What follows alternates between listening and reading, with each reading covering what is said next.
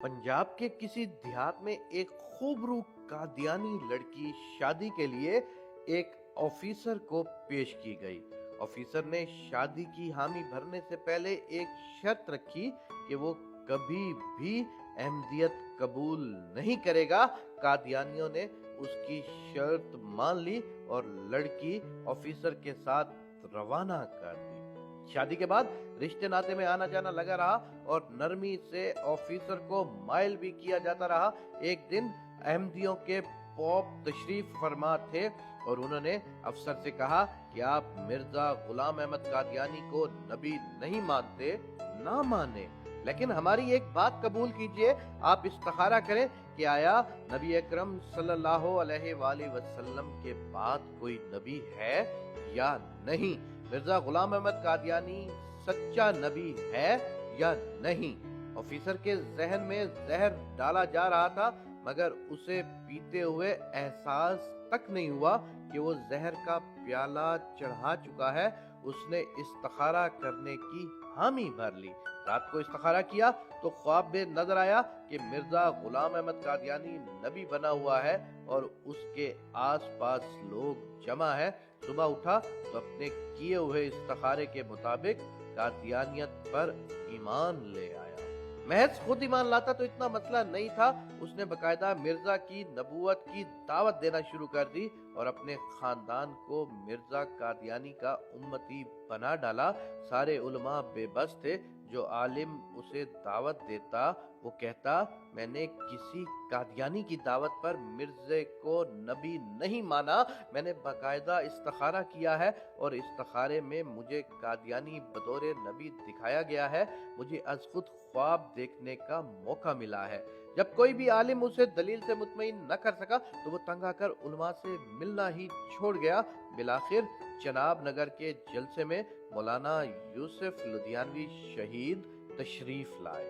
उनका शोहरा था कि ये ऑफिसर इस जोम से मिलने को तैयार हो गया कि उनके बड़े मौलवी को भी देख लेते हैं।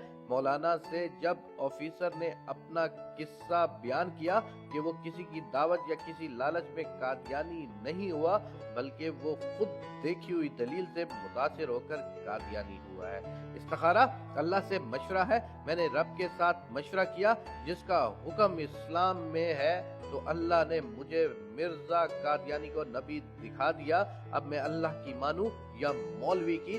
जो अल्लाह ने मुझे आज खुद ख्वाब में दिखाया वो छोड़कर मौलवियों की कैसे मान लूं?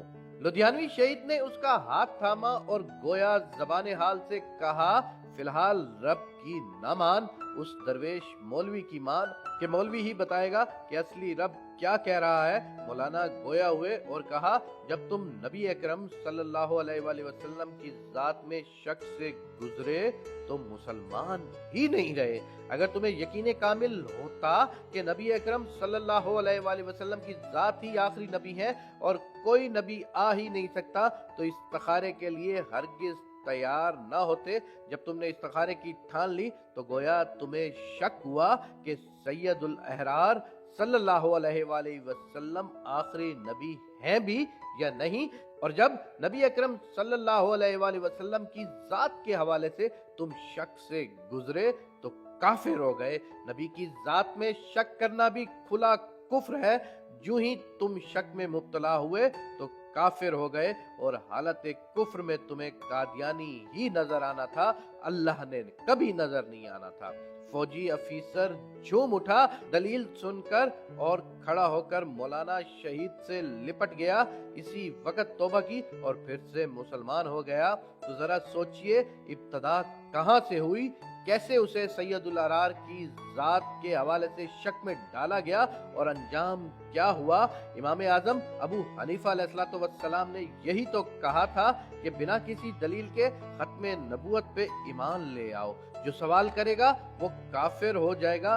सवाल शक की बुनियाद पर किया जाता है और नबी अकरम सल्लल्लाहु अलैहि वसल्लम की जात में शक खुला कुफ्र है। एक और वाकया यूं बयान किया जाता है कि कुछ दिन पहले एक महफिल में बैठे थे, कादियानियों का जिक्र चला तो एक साहब बड़े फख्र से बोले कि मेरा एक कादियानी से 40 साल से ताल्लुक है, लेकिन उसने ना मुझे कभी कोई गुमराह करने की कोशिश की और ना ही मुझे कभी कुछ कहा। वहां एक बुजुर्ग बैठे थे, उन्होंने कहा कादियानी हो और किसी मुसलमान का ईमान ना लूटे, ऐसा मुमकिन ही नहीं। कादियानियों की दुश्मनी हजूर अकरम सल्लल्लाहु अलैहि वसल्लम से है और उनके उम्मतियों से है। कादियानियों की कोशिश होती है कि वो अपने साथ बैठने वाले मुसलमानों के ईमान खरीद ले, अगर ऐसा ना भी हो तो वो इसकी कोशिश में लगे रहते हैं ये मुसलमान ना रहे, उनकी यही कोशिश होती है। जब उनसे पूछा गया कि कादियानी ने कभी कोई सवाल किया तो कहने लगे बहुत साल पहले एक सवाल किया था लेकिन उसका जवाब ना दे सका मैं। जब उससे पूछा कि सवाल क्या था तो वो बोला कादियानी ने मुझसे कहा कि ईसा अलैहिस्सलाम तो तुम्हारे अकीदे के मुताबिक आसमान पर हयात है, तो नबी करीम सल्लल्लाहु अलैहि वसल्लम दुनिया से पर्दा फरमा गए हैं, तो मुझे बताओ एक गैर अफजल नबी ऊपर है और अफजल नबी नीचे है, ये कैसे हो सकता है? तो वो बुजुर्ग बोले कि उस कादियानी ने तेरे दिल में नबी अकरम सल्लल्लाहु अलैहि वसल्लम के मकाम के बारे में शक डाल दिया। अब मुझे ये बता कि ईमान शक का नाम है या यकीन का नाम? तुम कहते हो उसने कभी कुछ कहा ही नहीं, वो तो तेरा ईमान ही लूट कर ले गया और तुझे इल्म भी ना हो सका।